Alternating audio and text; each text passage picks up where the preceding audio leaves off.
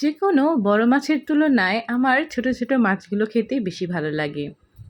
এই যেমন বাইম মাছ, আমার বাইম মাছ খেতে ভীষণ ভালো লাগে, বিশেষ করে পেঁয়াজ দিয়ে ভুনা করে।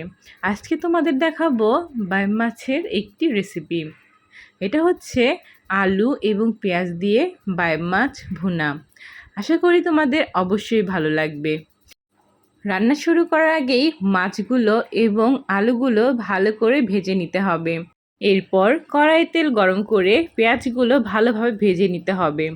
এরপর গুঁড়ো মশলা যেমন হলুদ গুঁড়ো, মরিচের গুঁড়ো, ধনিয়া গুঁড়ো, জিরা বাটা এগুলো দিয়ে ভালোভাবে কষিয়ে নিতে হবে। হ্যাঁ, স্বাদ মতো লবণও কিন্তু দিতে হবে। মশলাটা ভালো করে কষিয়ে নিতে হবে।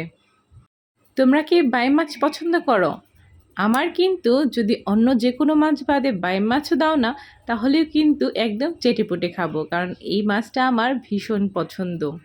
সবগুলো মশলা ভালো করে কষানো হয়ে গেলে আলু এবং মাছগুলো কষানো মশলায় ছেড়ে দেব। সাথে কিন্তু কয়েকটা কাঁচা লঙ্কা ফালিয়েও দিয়ে দিয়েছি। এরপর মশলাগুলোর সাথে সব কিছু ভালোভাবে মিশিয়ে নেব। মশলাগুলোর সাথে মাছ এবং আলু কিছুক্ষণ কষানোর পর পরিমাণ মতো জল দিয়ে দিব। জলটা তোমরা তোমাদের ঝোল অনুযায়ী দেবে। এটা যেহেতু একটু ভুনা ভুনা টাইপের, তাই আমি বেশি ঝোল ব্যবহার করব না, একটু কম ঝোলই ব্যবহার করব। ঝোলটা বেশ কিছুক্ষণ জাল করে নেব, যাতে আলুগুলো ভালোভাবে সিদ্ধ হয়ে যায় এবং মশলাগুলো মাছের ভেতর ঢুকতে পারে। বাইম মাছের এই ভুনাটা রান্না করতে কিন্তু বেশি সময় লাগে না, অনেকটা অল্প সময় নিয়ে রান্না করতে পারবে। ঝোলটা জাল হয়ে আসলে লাস্টে গরম মশলা দিয়ে আরেকটু জাল করে নিলেই হয়ে যাবে এই বাইম মাছ ভুনাটা।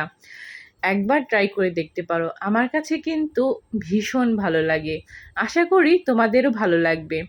যদি ভালো লাগে তাহলে আমার ভিডিওটা অবশ্যই লাইক অ্যান্ড কমেন্ট করো এবং পাশে থেকো।